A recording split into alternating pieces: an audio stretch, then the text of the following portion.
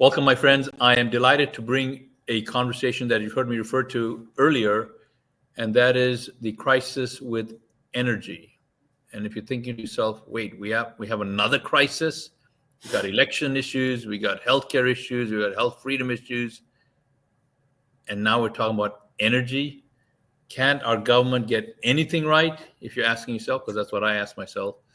Well, my friends, I am very happy to be bringing this guest to you. I'm not happy about what he has to say, but I'm happy that you will be very informed as the result of this conversation. And I'm here today with David Walsh. David, how are you today? How are you, Raj? Very good. Thanks for having me today. You are so welcome. You have been highly recommended by so many people that have heard your presentation. I wish we had the same amount of time in this interview that you've had in yours, because it really takes a lot to unpack that. But for those folks who don't know, David Walsh will be speaking at the Reclaim Campaign statewide conference on July 26th. So make sure you catch him there to get more about this topic. David, energy affects everybody. It doesn't care what party you're on, Democratic or Republican. Doesn't care what ethnicity, or doesn't care what your income level, which part of town you live in. Energy, meaning electricity, affects everyone. So could you let the folks know what is happening, especially those people who are hearing about a crisis in this particular area for the first time, David? Well, the energy issue before us here in Florida is, and a lot of the nation, the big one now is electricity, the cost and the scarcity of electricity. And those two things tie very tightly together. Scarcity creates higher cost. And indeed, nationally and especially locally in the state, we're running into a massive scarcity of generated electricity with the binge for the last 6 years that our public utilities in Florida have been installing only solar and battery storage, mainly solar, a little bit of battery storage, and frankly, nothing else. So let me just make sure I catch that. For the last few years, this is not something that happened in 2025. Our electric companies have been leaning into solar energy. Okay. And what's wrong with that? And also, what else could they have done or should they have done, Dave? Well, what is the matter? It's since about 2020, all three, the regulated utilities here, TECO, Duke, the biggest one, FP&L, they have been on a campaign of no diversity in their electricity supply sources, have gotten very focused on solar, really solar only. The trouble with that, solar's great. It's advertised by them to be free energy. And I'm not talking about rooftop. I'm talking about the utility scale solar farms that they prefer to build for 74, 75 megawatt solar farms that are 688 acres each, that wind up being about 5 to 6 times the cost of conventionally supplied gas-fired electricity or nuclear power or coal-fired electricity. This stuff is actually very, very, very expensive.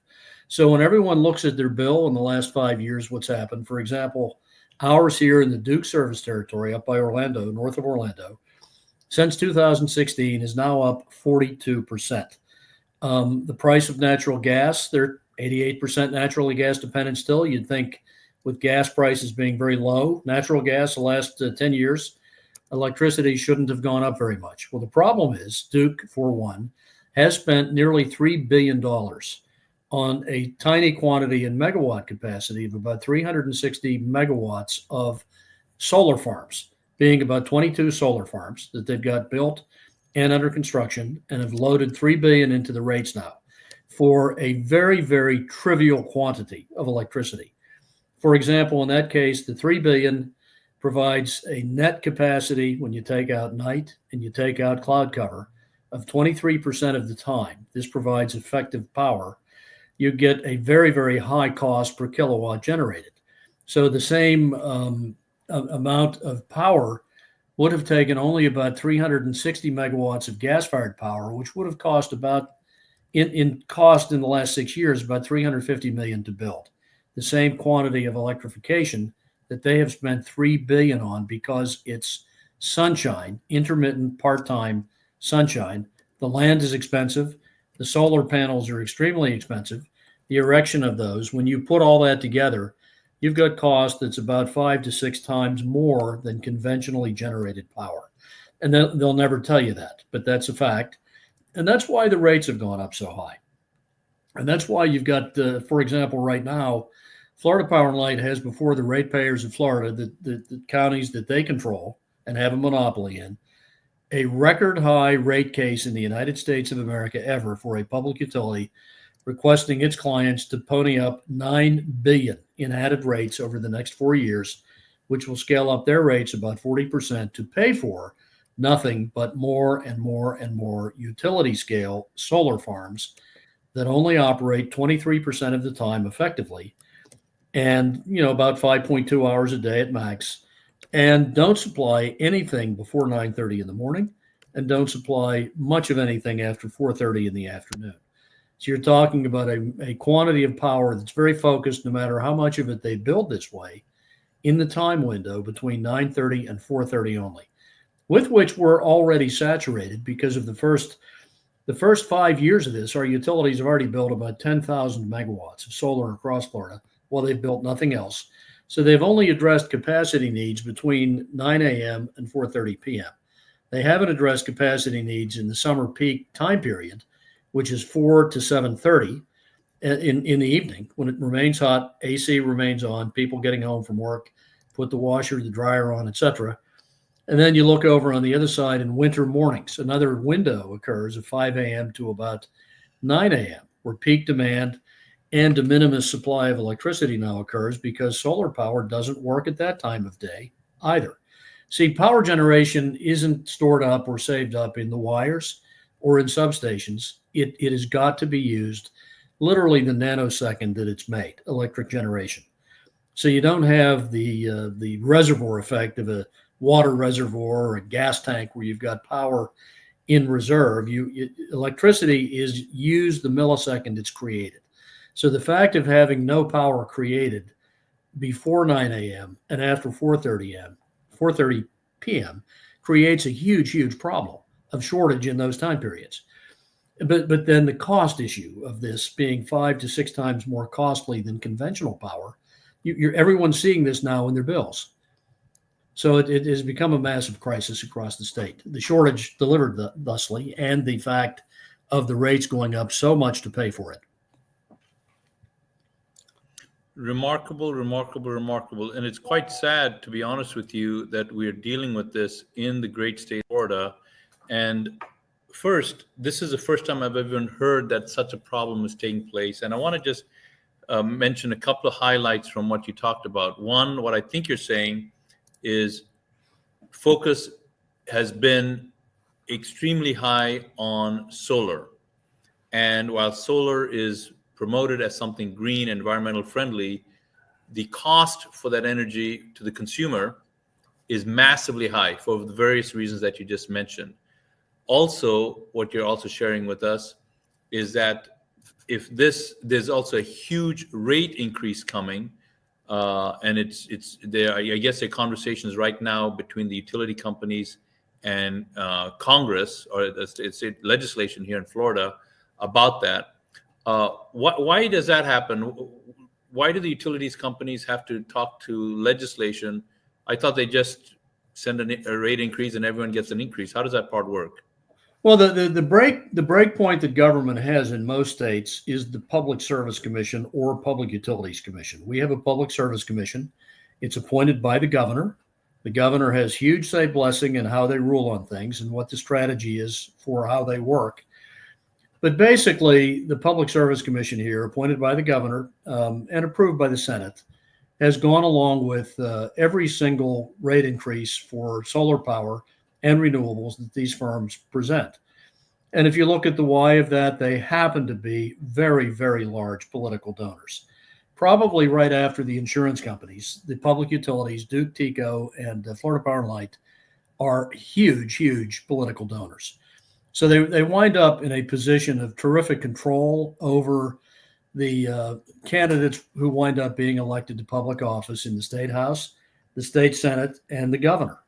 And they basically get their way. We've got some ideas that I proposed and others are pushing now to look at eliminating the ability of these firms who are regulated by the state, but at the same time granted state monopoly territories, to void out their ability to contribute to political campaigns, because it just creates an intractable conflict that they now bring this kind of cost level to the table. And they've got, basically, they own our political class and our government class through donations they've made.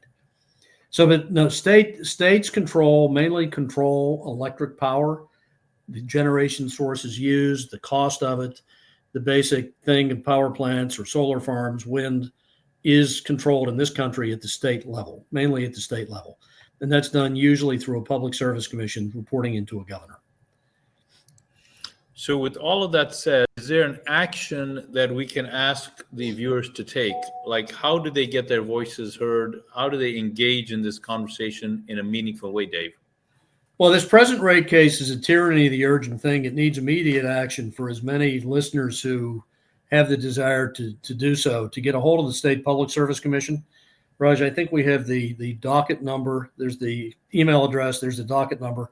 Docket 202-511 is the docket. And then the email address is the clerk@psc.state.fl.us to plead that this $9 billion rate increase by FP&L, the biggest ever in the history of the country, that will send rates in this state upward by another 40% in the counties that they control and are the monopoly supplier in, is unjustifiable, because they're only adding solar power. They're not adding any diverse fuel mix. They're not adding new combined cycle plants. They're not adding nuclear. They're actually shutting down some 2,700 megawatts of coal and oil-fired assets while this is going on. The benefit of those assets is they're here already. We don't need to pay for them again, generating power, and they have the physical capacity to operate 24 hours a day. This stuff does not. This stuff operates 23% of the time, basically 5.2 hours a day in Florida, based on NREL data. It's a massive, massive cost step, way, way above conventional power. That is the reason why so many of our ratepayers are seeing rates skyrocket the last 3 years. And with this kind of rate increase, Duke and TECO have already had theirs approved for the next year, 10 more percent. So again, up here in Central Florida, Duke's been up 42% since 2016, largely owing to the same phenomenon. They're not as big as FPL here, so not quite the magnitude. But FPL is a completely unsupportable rate case that they've put forward.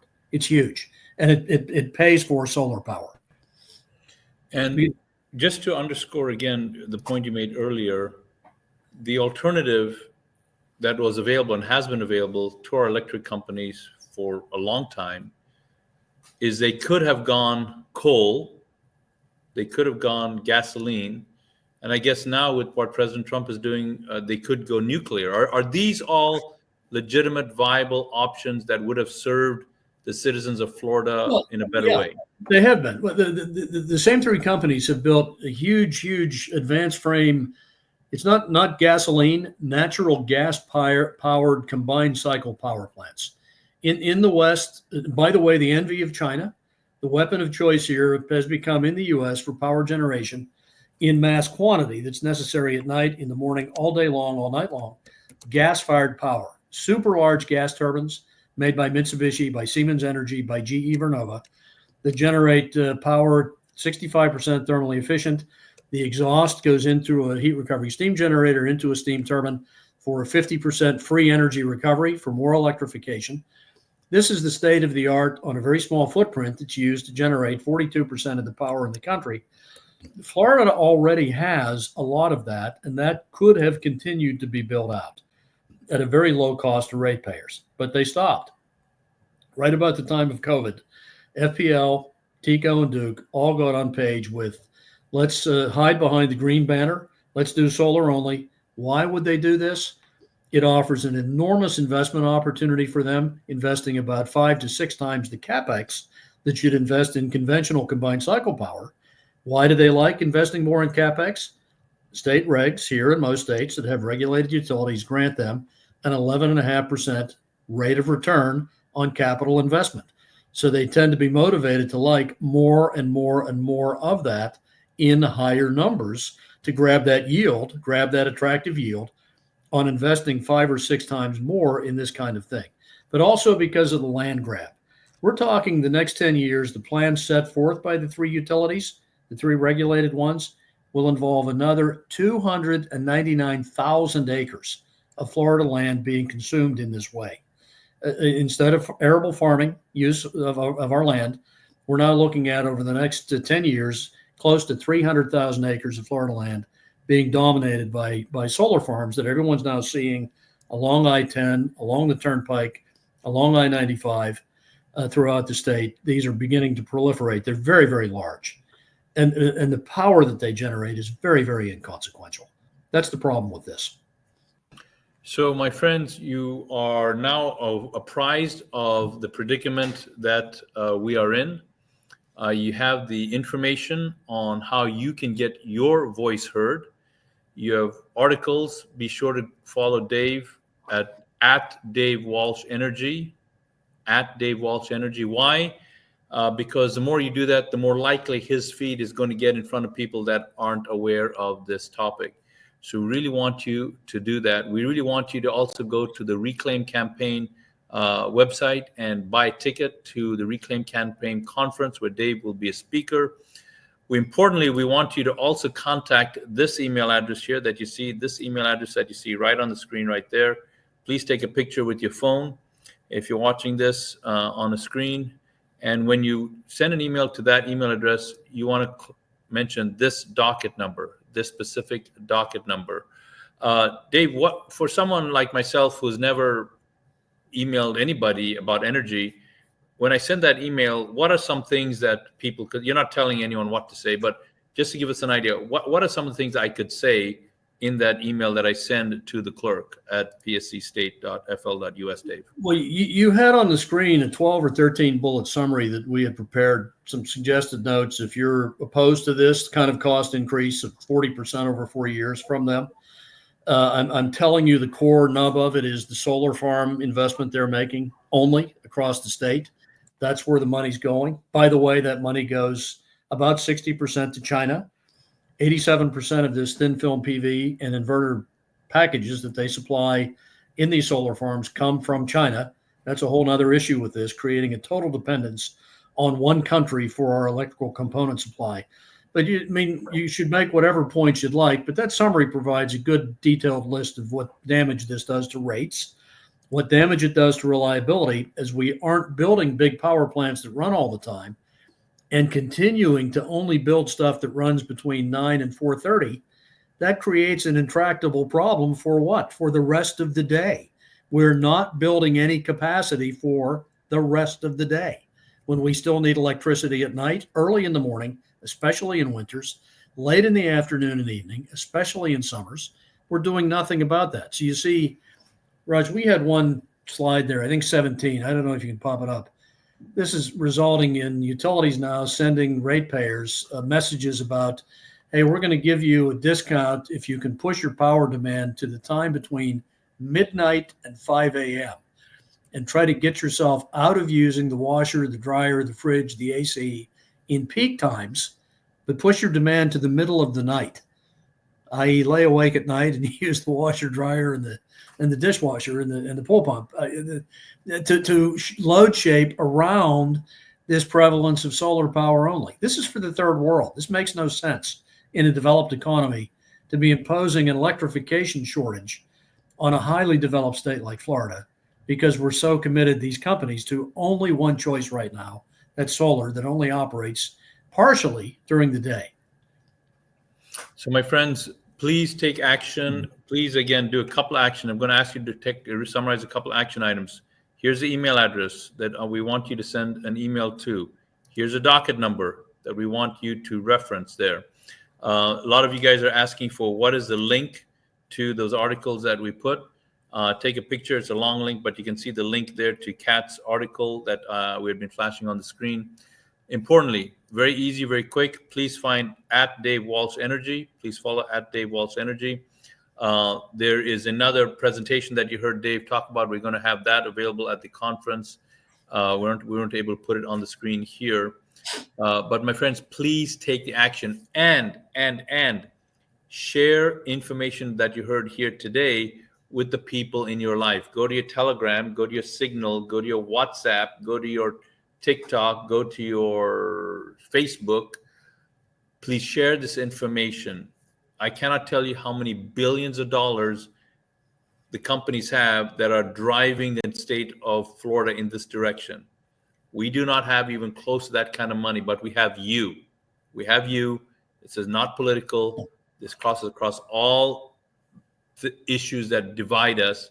And this is a common hardship that all of us are going to face. And while, Dave, you were talking, I thought about something, and this is kind of adds another spin to it, because in our state of Florida, the reality is, and you can see this, this is an article that got posted July 1st. That's just yesterday. And the reality is seniors in the state of Florida, they are already dealing with massive insurance hikes. That's a whole nother problem there, a malfunction. And we are dealing with the reality that they are going to be hit with the same increase that we've been talking about, and they're on a fixed income. Yeah, it's a huge problem. This problem affects particularly our folks living on fixed income, senior citizens, the indigent, people living in dorms, apartments, across the spectrum, electricity ratepayers who can least afford this. Two consequences: much higher costs, but also at the same time, less access to power. And you're getting that reduced access to power from monopoly utilities. This becomes equivalent to the old Russian breadline model, where we've got a communist system, if you will, a regulated monopoly utility who's been granted a monopoly in exchange for, they got monopolies in exchange for reliable, abundant, and low-cost service. And they're voiding out all three of those items on the benefit of the bargain to us, the ratepayers, instead supplying intermittent, part-time, low value, low volume, very high cost electrification. It's a lose for ratepayers completely, what they're doing. Initially hidden under the banner of Save the Planet. Initially hidden under that banner. But then they quickly discover how much money is to be made on this, and it has developed a whole life of its own. My friends, we need you to take action. We need to take action right now, real quick, before something distracts you, because that's how it goes. You're watching this video here, and as soon as in a few minutes, something else is probably going to come on the screen. We want you to take action. And the other action, in addition to what I've just shared with you, is we want to go to reclaimcampaign.com, because on that website, you will see a lot of additional information empowering you to make your voice highly, highly effective against these types of issues. Again, that's going to be reclaimcampaign.com. I'll put that on the screen over here. Please make sure you take a look at that. And when you go to reclaimcampaign.com, you can buy a ticket for the lunch that is served, a full buffet lunch. It's 9 a.m. to 2 p.m. Eastern Standard Time on July 26, 2025. We still have a few spots for exhibitors if you want to have a table there. All the information is here. The 7 strategies, the 7 goals, the 7 actions that you can take to empower your voice, so that we stop having this kind of monopoly, this kind of bullying, where special interest groups benefit at the expense of us, we the people. Dave, I really want to thank you for coming on this program today. Thank you especially for carving time out also to be a speaker. I know your schedule is so jammed, so very grateful you're going to be able to come and talk with the people at the Reclaim Campaign. Again, please follow Dave at Dave Walsh Energy right there. You can see the @ sign right there. Look forward to seeing you soon, Dave, and look forward to bringing you back on to talk about this really important topic. Thanks very much, Dave. Russ, thanks for having me. Just remind everybody also, your state Senate candidates, state House candidates, your gubernatorial candidates, when you get a chance to meet them, challenge them on why they're letting this happen, and why they should throw their bodies in front of this drive to solar only, an undifferentiated, non-diverse power base of one thing that costs 5 to 6 times what we've become accustomed to. And there you see on the screen right there, you can see, take a picture of that, please. You can see some of the elected officials that need to hear from you, And every time you get in front of any official, you have to bring this topic up. Many of them won't even know about the problem. But if you go to @Dave Walsh Energy, he's got a bunch of small videos that you can listen to. that you can share with your officials. This is not conspiracy theory. This is not some fringe idea. This is in play right now, and it's going to show up in your electric bill in your mailbox very soon. So we need your voice to be heard. Thank you, Dave. We'll talk to you Thank you, soon. Russ. Thank you.